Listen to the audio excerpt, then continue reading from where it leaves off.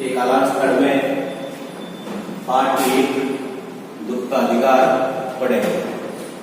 जैसा कि आप जानते हैं कि ये हिंदी विषय जो है आप मेरे द्वारा अर्थात मूलाराम बुधारा के द्वारा आप पढ़ रहे हैं। प्यारे विद्यार्थियों, दुख का अधिकार ये पाठ नंबर 1 है। आपके पास जो पुरानी पुस्तक होगी उसमें पाठ 1 धूल दिया हुआ है, धूल। तो ये हमारे सिलेबस में नहीं है, ये पाठ्यक्रम में नहीं है, पाठ्यक्रम में शामिल नहीं है, पाठ्यक्रम में शामिल नहीं है, ये शामिल नहीं है। अर्थात इस पाठ को आपको नहीं पढ़ना है या केवल सिर्फ पढ़ना है। परीक्षा में इस पाठ से यानी मूल पाठ से किसी प्रकार के कोई क्वेश्चन नहीं पूछे जाए। अब पहले विद्यार्थियों हम शुरुआत करते हैं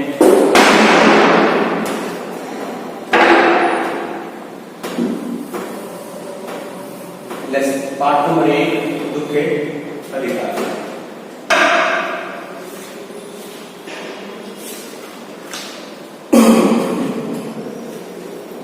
जैसा कि आपको पता ही है, ये पाठ हिंदी के प्रसिद्ध लेखक रामविलास शर्मा ने लिखा है।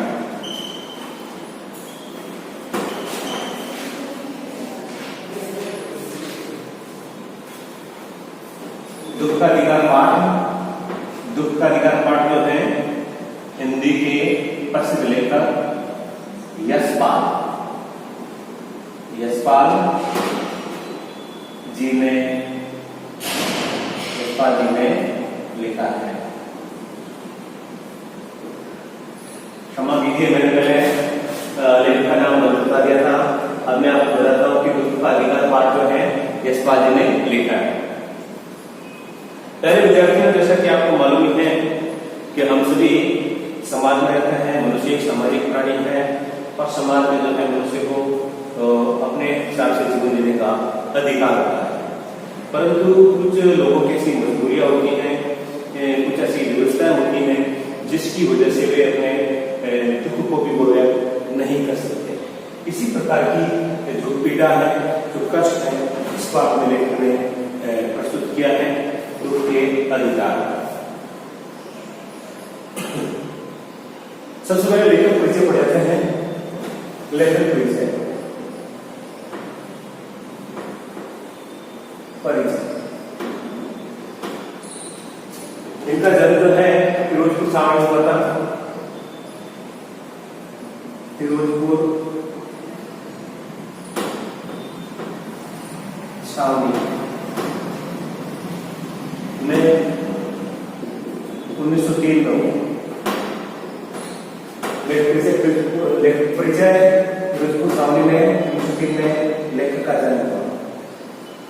लेखक का जन्म हो और यशपाल जी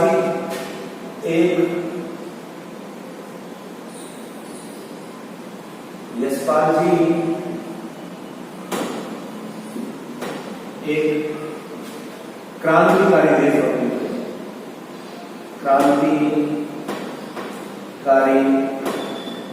देश भी। इन्होंने शहीद भगत सिंह के साथ आंदोलनों में भी भाग लिया था। इनकी प्रमुख कृतियां हैं देशद्रोही, पार्टी कामरेड, दादा कामरेड, झूठा सच, मेरी तेरी, उसकी बात, ये सभी उपन्यास है। ज्ञानदान, तत्वस्थान, पिंजरे की उड़ान, फूलों का पौधा, उत्तराधिकारी, ये सभी कहानी संग्रह है, अर्थात कहानियों की ये पुस्तकें। सिंहावलोकन ये एक आत्मकथा है। सिंहावलोकन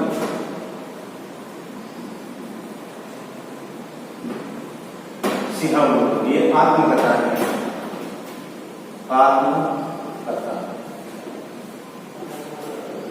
अब सिंहावलोकन सब देखें तो सिंह धन अवलोकन,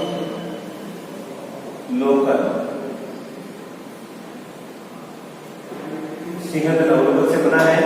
इसमें दीर्घ संधि हो रही है, दीर्घ संधि। आपको पता है आप होता है स्वयं के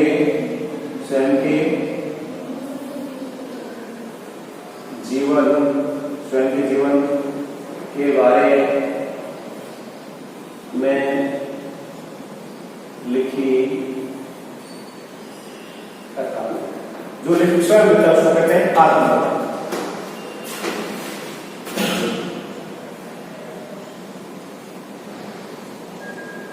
मेरी तेरी उसकी बात और इस बात जो साहित्य का पुस्तक से भी नजर गए हैं और इनकी कहानी में प्रकार रस मिलता है। मनोविश्लेषण,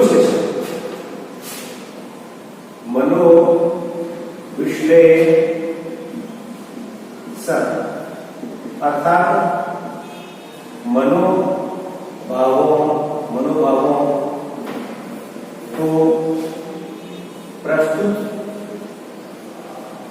करना और व्यंग्य भी इनके रचनाओं में मिलता है। व्यंग्य नहीं, कटाक्ष, व्यंग्य का होता है कटाक्ष।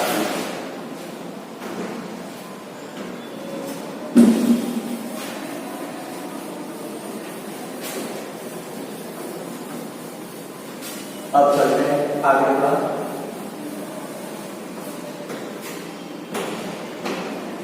यशपाल ये मानते हैं कि समाज को उन्नत बनाने के एक ही रास्ता है, सामाजिक समानता, यानी पूरे समाज में समानता होनी चाहिए। किसी प्रकार का कोई विभेद यानी उसमें अलग अलग नहीं होनी चाहिए, सभी वर्गों में एकजुटता होनी चाहिए। और इसके साथ ही आर्थिक समानता होनी चाहिए, आर्थिक समानता, आर्थिक समानता अर्थात आर्थिक दृष्टि से समान हो, आर्थिक दृष्टि से सभी समान हो। यशपाल जी की रचनाओं में हिंदी के अलावा उर्दू और अंग्रेजी शब्दों का भी प्रयोग होता है। अर्थात इनकी जो रचनाएं हैं उसमें हिंदी व उर्दू के शब्द भी मिलते हैं।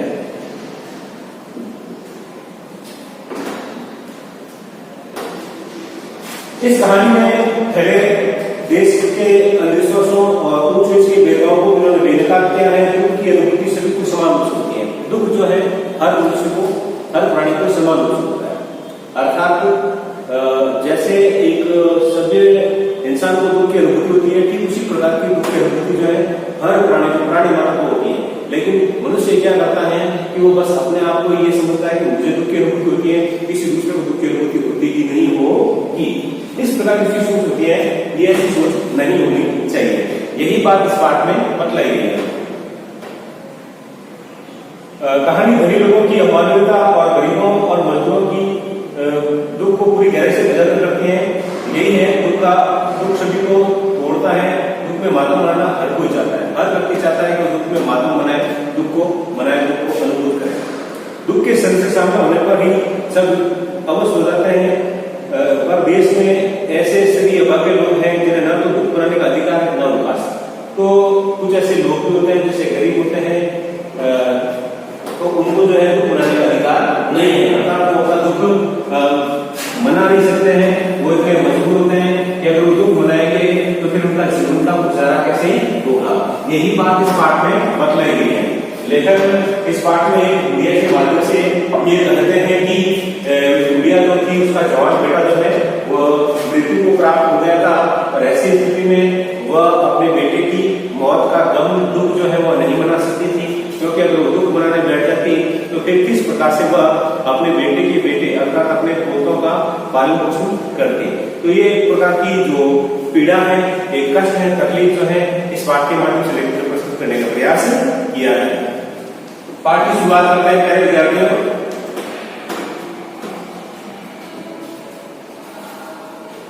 मनुष्य की पोशाक उन्हें विभिन्न श्रेणियों में बांट दी है। आपने देखा होगा पोशाक कहते हैं ड्रेस,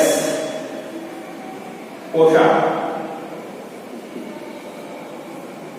मनुष्य की पोशाक उन्हें विभिन्न श्रेणियों में बांट दी है। आपने देखा होगा कि अलग अलग पैसे के हिसाब से अलग अलग प्रकार की ड्रेसें पहनी जाती है। जैसे आपने देखा होगा अगर हम बात करें जैसे वकील, तो वकील जो है काले रंग का कोट पहनता है और वो एकदम उसकी अलग वेशभूषा होती है। ठीक उसी प्रकार से अगर हम बात करें जैसे किसी पुलिस वाले की, तो पुलिस की जो है एक अलग ही उसकी वर्दी होती है, उसकी एक अलग ही पोशाक होती है। इस प्रकार से समाज के अंदर हर दर्जे के जो अलग अलग प्रकार के जो लोग हैं उनकी जो पोशाक अलग अलग प्रकार की है।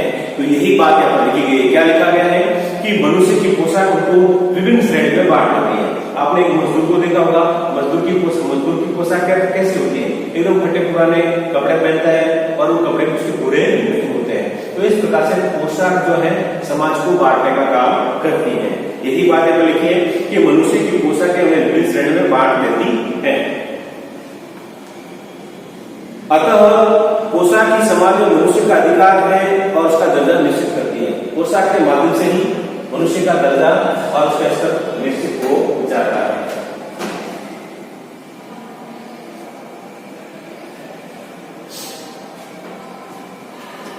वो हमारे लिए बंद दरवाजे खोल देती है, परंतु कभी कभी ऐसी परिस्थिति में भी आ जाते हैं कि हम जरा नीचे झुककर समाज की निचली श्रेणियों की अनुभूति को समझना चाहते हैं। उस समय ये पोशाक ही बंधन और अड़चन बन जाती है। अब लेखक कहता है कि पोशाक जो है हर प्रकार के दर्जे को निश्चित करती है। समाज ये बताती है कि किसका स्थान कैसा है, उसकी पोशाक से ये पता चलता है। लेकिन कभी कभी क्या होता है कि हमारी जो पोशाक होती है, हमारे जो वस्त्र होते हैं, वो किसी प्रकार का कार्य करने से रोक देते हैं, हमारे उस कार्य को रोकने का काम करते हैं।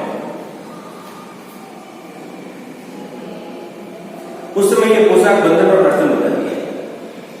तो अगर मैं ये पूछूं कि पोशाक कब बंधन और कब अड़चन बन जाती है, तो आपका उत्तर होगा कि जब हम हमारी पोशाक जो हमने धारण की है उस पोशाक के स्तर के अनुकूल हम आचरण न करके उसके निम्न स्तर का आचरण करते हैं, तो पोशाक हमारे लिए बाधा या अड़चन बन जाती है।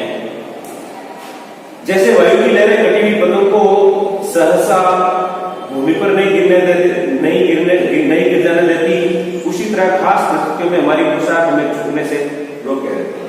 लेखक इस पाठ में ये बताता है कि जब लेखक ने उस दीन दुखिया विधवा स्त्री को देखा जिसके पुत्र की मृत्यु हो गई थी और वो उसकी मदद करना चाहता था, लेकिन लेखक के जो वस्त्र जो थे वो उच्च स्तर के थे या ऊंचे दर्जे के थे, अतः उन पोशाक की वजह से लेखक उनकी मदद नहीं कर सका। अब लेखक उसी बात को प्रस्तुत करता है।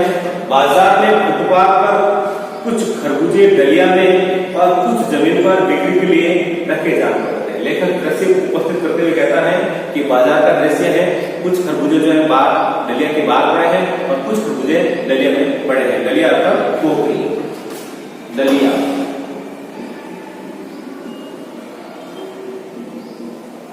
टोकरी और कुछ खरबूजे जो जमीन पर बिक्री के लिए रखे हैं। खरबूजों के सभी में अधेड़ उम्र की औरत बैठी रो रही थी। अधेड़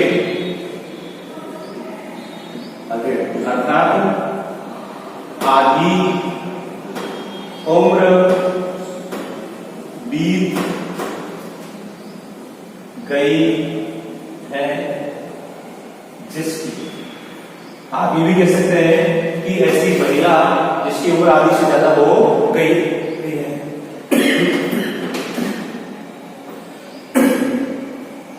अब जो है खरबूजे कुछ डलिया में पड़े थे और कुछ खरबूजे डलिया के बाहर थे और वो अधेड़ उम्र की जो महिला जो थी वहां पर बैठी बैठी रो रही थी। खरबूजों के समीप एक अधेड़ की औरत बैठी रो रही थी। खरबूजे बिक्री के लिए थे, परंतु उन्हें खरीदने के लिए कोई कैसे आगे बढ़ता। खरबूजे बेचने के लिए रखे हुए थे, लेकिन कोई भी उन खरबूजों को खरीदने के लिए आगे नहीं बढ़ रहा था, अर्थात उस महिला की ओर कोई आ ही नहीं रहा था। खरबूजों को बेचने वाली को कपड़े से मुंह छिपाए सिर को घुटनों पर रखे फपक फपक कर रो रही थी। लेखक कहता है जो खरबूजे बेचने वाली जो महिला जो थी, जिसकी उम्र आधी से अधिक हो गई थी, वो अपने घुटनों पर सिर रख करके बाजार में बैठी थी। कुछ खरबूजे डलिया में थे, कुछ खरबूजे जमीन पर बिखरे हुए थे। वह सुबह सुबह करके रो रही थी और कोई भी व्यक्ति उसके पास रह करके उसे खरबूजे नहीं खरीद रहा था। पड़ोस की दुकानों के तख्तों पर बैठे या बाजार में खड़े लोग घृणा से उस स्त्री के संबंध में बातें कर रहे थे। लेखक कहता है कि वो महिला खरबूजे बेच रही थी और उसी महिला की बातें जो है दूर या सामने जो है दुकानें लगी हुई थी, उसके तख्त कहते हैं दुकान के बाहर जो है लकड़ी का बनाया हुआ तख्ता है बैठने का स्थान। पड़ोस की दुकानों के तख्तों पर बैठे या बाजार में खड़े लोग घृणा से उस स्त्री के संबंध में बातें कर रहे थे। सबको नफरत सी हो गई थी उस स्त्री के बारे में। हम नफरत उनमें क्यों हो गई थी? क्योंकि इस स्त्री का जवान पुत्र मरा है और ये उसका शोक न मना करके बाजार में खरबूजे बेचने के लिए आई है। इसीलिए दुकान के पास जो भी लोग रहते हैं उनके मन में उस स्त्री के प्रति नफरत थी। उस स्त्री का रोना देखकर मन में एक व्यथा सी उठी। लेखक ने उस स्त्री को रोते हुए देखा तो लेखक के मन में एक व्यथा नहीं पीड़ा, व्यथा पीड़ा कष्ट तकलीफ, एक तकलीफ सी हुई, पीड़ा सी हुई, कष्ट सा हुआ।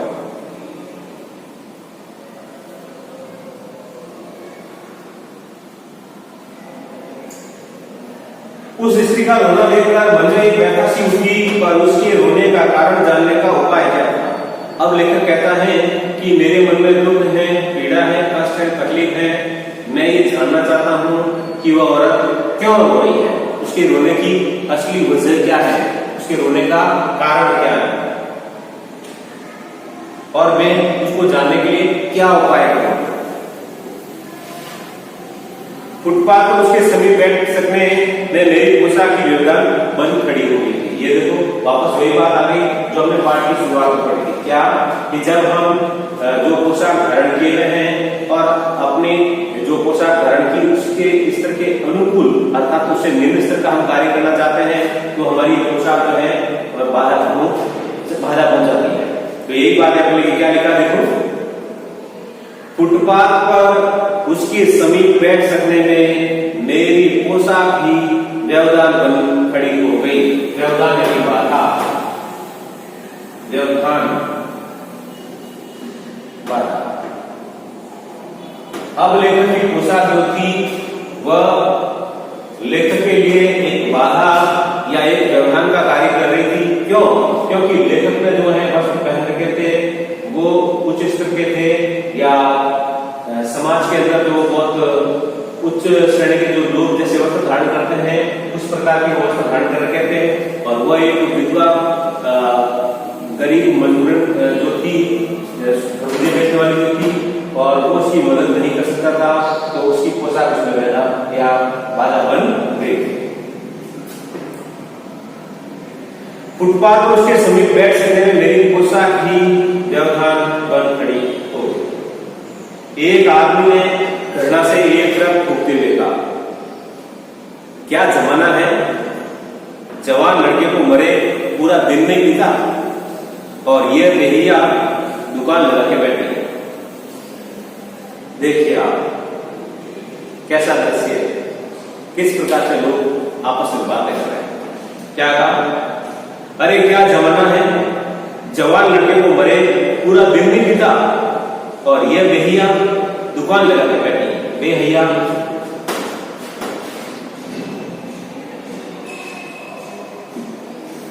यानी बेसन। देखिए ये कैसी बेसन औरत है, अभी इसके बेटे को बड़े दिन भी पूरा नहीं बेचा है और ये आकर के बाजार में खरबूजे बेचने लग गई। ऐसी बात उस दुकान पर खड़े एक आदमी ने कही। दूसरे साहब अपनी दाढ़ी खुजलाते हुए कह रहे थे, अरे जैसी नियत होती है अल्लाह भी वैसी ही बरकत देता है। क्या बात कही, क्या लिखा है? नियत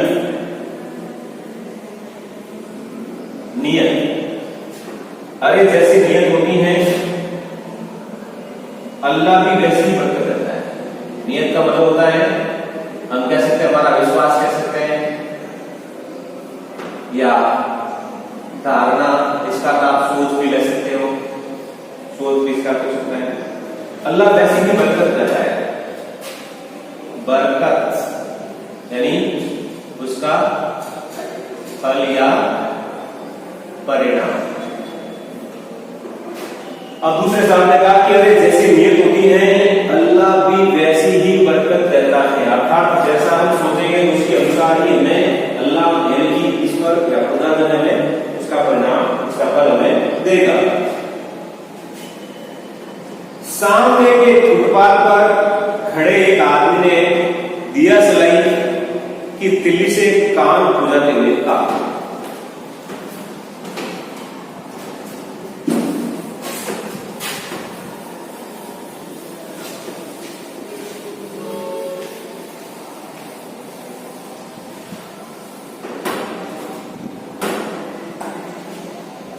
सामने के फुटपाथ, देखिए प्यारे विद्यार्थियों, ये फुटपाथ जो है अंग्रेजी का शब्द है। फुटपाथ ये अंग्रेजी का शब्द है, हिंदी में इसको कहते हैं पैदल पथ। सामने के फुटपाथ पर खड़े एक आदमी ने दिया सलाई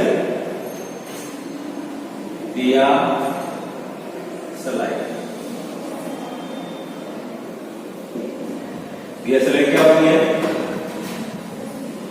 माचिस की तिल्ली। माचिस की तिल्ली जो है उसको कहते हैं दिया सलाई। तो सामने फुटपाथ पर एक जो आदमी खड़े थे उसने दिया सलाई से अपने कान को खुजलाते हुए कहा, अरे ये कमीने लोग रोटी के टुकड़े पर जान ले देते हैं। देखिए उस मासा की सोच कैसी है।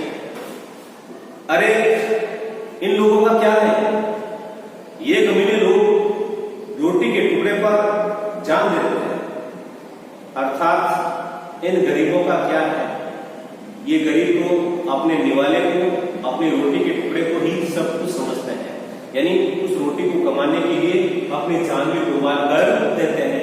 ये बात ये दुकान पर खड़ा हुआ जो व्यक्ति है, वो आदमी है, वो कह रहा है।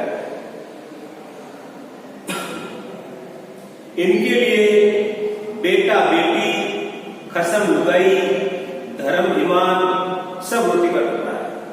आगे वो अपनी बात कहता है, अरे ये तो लोग भी ऐसे होते हैं जो रोटी के टुकड़े के लिए अपनी जान तक कुर्बान कर देते हैं। इनके लिए कोई बेटा बेटी नहीं होता, कोई पति पत्नी नहीं होता, कोई इनका धर्म ईमान नहीं होता, ये सब कुछ रोटी के टुकड़े को ही मानते हैं। अर्थात ये गरीब जो है ये केवल रोटी कमाने को ही सब कुछ मानते हैं, उसी को अपने जीवन का उद्देश्य मानते हैं, बाकी ये रिश्ते नातों में किसी में विश्वास नहीं करते हैं। ये बात जो है ये दुकान पर खड़ा व्यक्ति कह रहा है। प्यारे विद्यार्थियों, ये सब देखिए, बेटा बेटी, बेटा बेटी, तो बेटा और बेटी। इसी प्रकार से देखिए खसम लुगाई, खसम लुगाई। खसम कहते हैं पति को ना, पति तो हमेशा छोटा होता है, ध्यान रखना, पति बड़ा नहीं होता है। पति और पत्नी या आदि और बढ़ोतरी हम कह सकते हैं। ये याद रखना, पत्नी हमेशा छोटा होता है, पत्नी हमेशा बड़ी होती है। मतलब कि जब भी आप पत्नी शब्द लिखोगे तो पत्नी में बड़ी की मात्रा लगानी है, पत्नी में हमेशा छोटी की मात्रा ही लगानी है। धर्मिमान,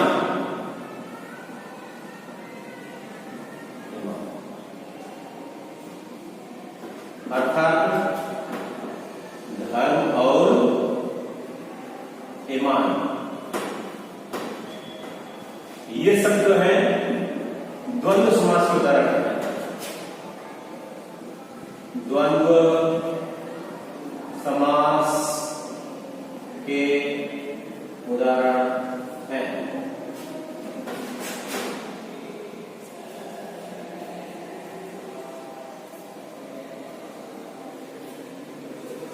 ये सभी जो है द्वंद्व समास के उदाहरण हैं।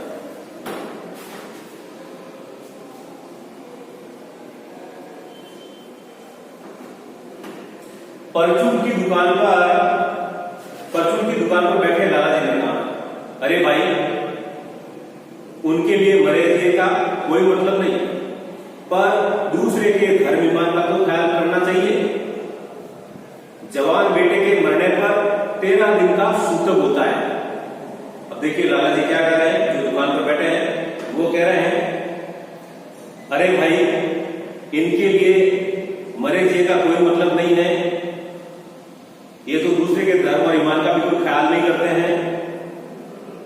अर्थात लाला जी ये कहना चाहते हैं कि इन गरीबों को, इन विवश लोगों को दूसरों के धर्म और ईमान के बारे में सोचना चाहिए। अर्थात इनको इस प्रकार से आकर के बाजार में खरबूजे नहीं बेचने चाहिए। क्यों? क्योंकि दूसरों का जो धर्म और ईमान होता है उसको हमें कभी नुकसान नहीं पहुंचाना चाहिए। जबकि इसके विपरीत जो है, ये महिला जो है जिसके पुत्र की मृत्यु हो गई है, लेकिन फिर भी इस सूतक नाम ना करके बाजार में आकर के खरबूजे बेच रही है, ऐसा इसको नहीं करना चाहिए।